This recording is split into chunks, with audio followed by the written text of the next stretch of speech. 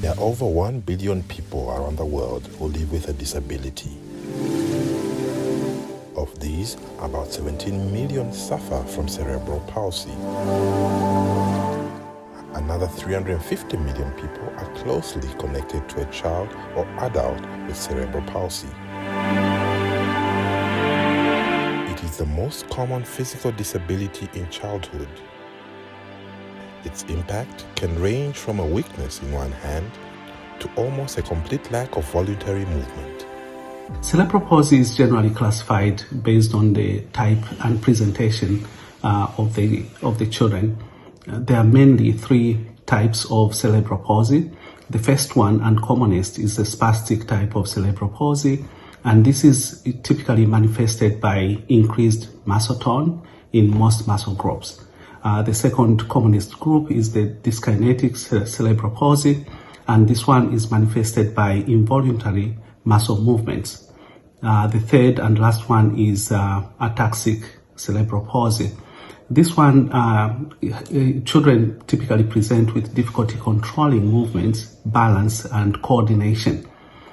There's another group that is not classified amongst these, which is typically just referred to as hypotonic cerebral palsy. It has been reported in some groups where children just present with a low muscle tone and severe weakness. How can one tell that a child has cerebral palsy? Well, for one, even though there are many different types of cerebral palsy, as well as levels of disability, the most obvious sign would be a child taking long to reach motor or movement milestone. Some of the milestones might include movement of head, sitting, crawling, or walking. Early symptoms of cerebral palsy can include a number of things that can be noticed as a delayed milestones. They can be reduced muscle tone, abnormal posture that can be shown by the baby, and persistence of what we call primitive reflexes. Children can be noticed to have cerebral palsy at an early age, but the diagnosis cannot be made until after about 18 to 24 months, because we need to monitor some of those milestones to make sure that they are delayed. Joseph Sibanda is 10 years old and is resident in Matero suburb within Lusaka. He was diagnosed with the condition when he was less than a month old. Pamina anabadwa umwana anapezeka kuti after 1 week anapezeka na yellow fever, so tinampeleka ku Matero First Level Hospital vachita refer kwenda ku UTH, ndipo anaenda kamba kuti no aina jaundice, so anaenda kuja na kwenda kumuchita admit for 2 weeks, so anankara muchipatala for 2 weeks then vachita discharge. After vachita discharge tinabwerera kunyumba, tinankara ku 3 days kuti tinaona kuti condition yake siri bwino, ndimo tinabwerera kuja vatuza kuti no aina prolonged jaundice, ndimo manje tinankara futi another 2 weeks futi muchipatala, so chabe ndimo mnene ambira manje panakamba tino uyu muntu tampeza na brain damage, ndipo panakamba tino brain damage ni cerebral palsy yamene ali nayo manje, yamene inalengesa kuti asakwanisa manje kunkala active, azangala slow learner muvonse mazamba kuchita. An early diagnosis of this condition is important to the well-being of children and their families. Cerebral palsy is partly preventable through immunization of the mother and efforts to prevent head injuries in children, such as through improved safety during birth and post-birth. The risk of developing cerebral palsy can be minimized through a number of ways. We can target pregnant women through 3 ways: before delivery, during delivery, and after delivery. Before delivery, which is the prenatal period, these mothers need to be screened consistently for infections and also monitored consistently during the prenatal period to make sure that we avoid premature delivery. During childbirth, it is important that we minimize as much as possible the trauma that the baby is going through during that childbirth. After delivery, it is important to make sure that those children that have been identified as being at risk of developing cerebral palsy can receive oxygenation immediately after birth. There is no known cure for cerebral palsy, but supportive treatments, medication, and surgery may help many individuals. This may include physical therapy, occupational therapy, and speech therapy.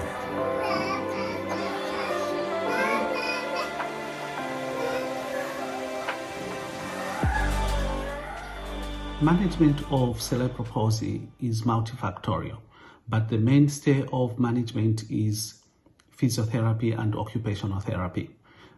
Children born with cerebral palsy need to be trained in almost everything because the natural training that is happening with the brain has been halted. So these children depend so much on physiotherapy.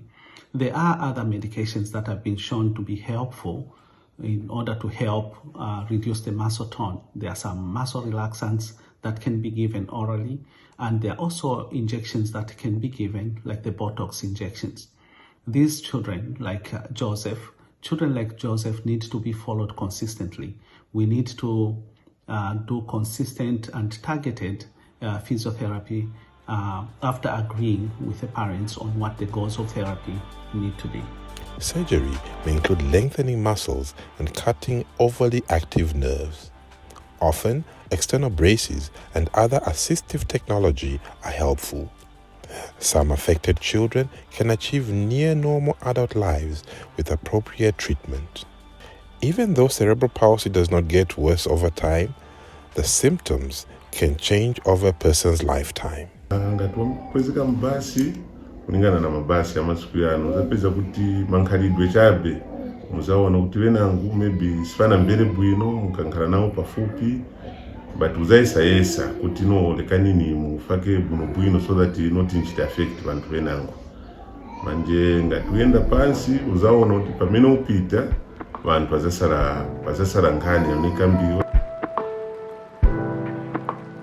so chabe mwini wake ni kungolimba chabe na kuyanka vantu ngati vakufunsa.